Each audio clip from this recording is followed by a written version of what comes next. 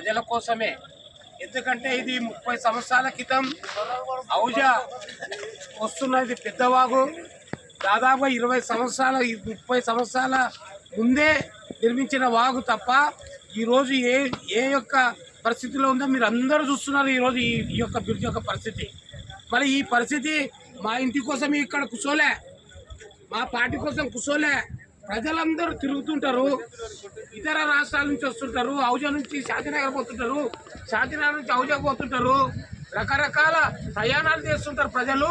వాళ్ళు ఇబ్బందులకు గురి కాకూడదు, వాళ్ళు ప్రమాదవశాత్తు యాక్సిడెంట్లకు గురి కాకూడదు. బ్రిడ్జి బాగా నిర్మించాలా, బ్రిడ్జి మంచిగా నిర్మించాలనే ఒక ఉద్దేశంతోనే మేము ఈ ధర్నాలో కూర్చున్నాం. మరి మీరందరూ మాకు సహకరించాలని సందర్భంగా కోరుకుంటున్నాం. మీరు చూస్తున్నారు, మీరు ఈరోజు దినం ఈ యొక్క బ్రిడ్జి దాదాపుగా బీఆర్ఎస్ పార్టీ 10 సంవత్సరాలు చూసింది, కాంగ్రెస్ పార్టీ 2 సంవత్సరాలు చూస్తుంది. ఈ రోజు వరకు కూడా బ్రిడ్జి నిర్మించాలనే ఒక ఆలోచన లేకుండా ఈ ప్రభుత్వాలు వివరిస్తున్నాయి. మనం గాన ఈ ధర్నాలు గాన ఈ సమస్య మీద ఈ ధర్నాలు చేయకుంటే ప్రభుత్వాలు మనని పలకరియవు, అధికారులు పలకరియరు.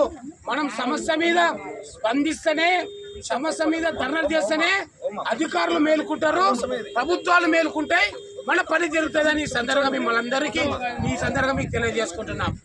మరి ఈరోజు ఈ యొక్క ప్రభుత్వం కళ్ళు తెరిచి ఈ యొక్క శిథిలావస్థలో ఉన్న బ్రిడ్జిని వెంటనే నిర్మించాలని మన యొక్క గద్వాల జోగులాంబ బీజేపీ పార్టీ తరఫున, ప్రజల తరఫున మేము ఈరోజు ధర్నా కూర్చుంటున్నాం. మరి ఈ యొక్క ప్రభుత్వం కళ్ళు తెరిచి, ఈ జిల్లాలో ఉన్న అధికారులు కళ్ళు తెరిచి ప్రజల ఇబ్బందులను గురికాకుండా, ప్రజలకి ప్రమాదాలు జరగకుండా మీరు వెంటనే కళ్ళు తెరిచి ఈ యొక్క బ్రిడ్జిని మీరు నిర్మించాలని ఈ సందర్భంగా మీకు అందరికీ కోరుకుంటున్నాను. భారత్ మాతాకి, భారత్ మాతాకి.